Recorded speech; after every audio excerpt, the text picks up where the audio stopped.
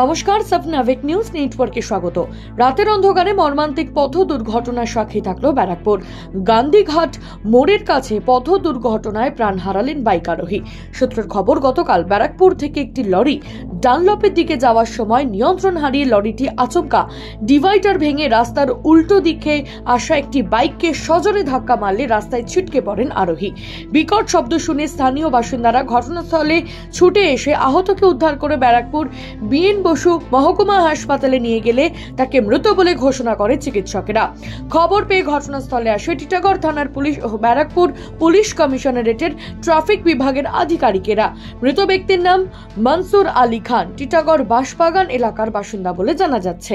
ফের কেন্দ্রীয় তদন্তকারী সংস্থার স্ক্যানারে তৃণমূল বিধায়ক সুদীপ্ত রায়ের বাড়ি ও তার মালিকানাধীন নার্সিংহোম। সূত্রে খবর, এদিন 7 সকালেই শহরের 6টি জায়গায় একযোগে তল্লাশি অভিযান চালায় এনফোর্সমেন্ট ডিরেক্টরেটের আধিকারিকেরা। এর মধ্যে তৃণমূল বিধায়ক তথা আরজি করের রোগী কল্যাণ সমিতির প্রাক্তন চেয়ারম্যান সুদীপ্ত রায়ের উত্তর কলকাতার বাড়িতে সকাল থেকেই কড়া নিরাপত্তার ঘেরাটোপে শুরু হয়েছে ইডি হানা। সেই সঙ্গে বিধায়কের সিথের মোড়ের বাড়ি লাগোয়া ব্যক্তিগত নার্সিংহোমেও চলছে কেন্দ্রীয় এজেন্সির তল্লাশি অভিযান। এই মুহূর্তের বড় খবর, বিনীত গোয়েলকে সরিয়ে কলকাতার পুলিশ কমিশনারের দায়িত্বে এলেন মনোজ কুমার বর্মা। আগেও কলকাতা পুলিশের অতিরিক্ত কমিশনারের দায়িত্ব সামলেছেন তিনি। সম্প্রতি রাজ্য পুলিশের এডিজি পদে নিযুক্ত ছিলেন। প্রসঙ্গত, আন্দোলনরত জুনিয়র চিকিৎসকদের 5 দফা দাবির মধ্যে একটি হল সুপ্রিম কোর্টের পর্যবেক্ষণে ব্যর্থ বিনীত গোয়েলের পদত্যাগ। তবে এক্ষেত্রে পদত্যাগের সিদ্ধান্তে না হাঁটলেও এডিজি এসটিএফ পদে বিনীত গোয়েলকে নিয়োগ করল রাজ্য সরকার। পুজোর সাথেও প্রতিবাদ। আর বিশ্বকর্মা পুজোর দিন সেই অভিনব প্রতিবাদের ছবিটা দেখা গেল কোচবিহারের গড়িয়াহাটি মদনমোহন কলোনি এলাকার এক স্বেচ্ছাসেবী সংস্থার পুজোতে। আরজিকর আবহে এ রাজ্যে প্রাক দুর্গাপুজোর চেনা ছবিটা উধাও।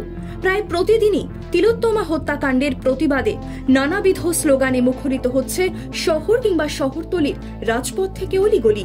এবার কোচবিহারে সেই স্লোগানকে পুঁজি করে সেজে উঠল শিল্প দেবতার পুজো প্রাঙ্গণ।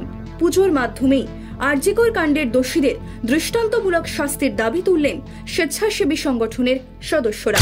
বিচার আমরা প্রত্যেকে চাই। একজন এরকম মানুষ নেই যে আরজিকরের প্রকৃত বিচার চাই না।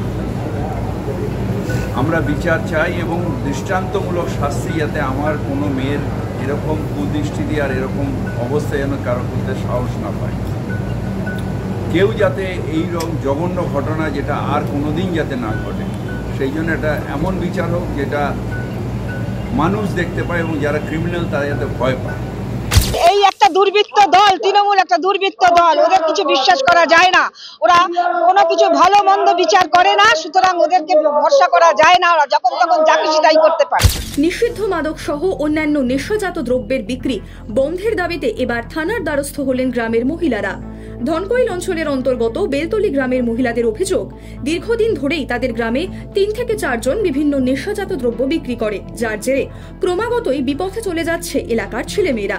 একাধিকবার এই নেশাজাত দ্রব্য বিক্রেতাদের নিষিদ্ধ মাদক বিক্রি বন্ধের অনুরোধ করলেও তাতে কাজ হয়নি। আর তাই এদিন নেশাজাত দ্রব্য বিক্রেতাদের বিরুদ্ধে কালিয়াগঞ্জ থানায় এসে লিখিত অভিযোগ দায়ের করলেন বেলতলি গ্রামের বিক্ষুব্ধ মহিলারা। পুলিশের কাছে এ বিষয়ে দ্রুত পদক্ষেপের দাবিও জানালেন অভিযোগকারিনীরা। রায়গঞ্জ থেকে রেখা রায় রিপোর্ট, 7 নিউজ নেটওয়ার্ক। জয় হিন্দ।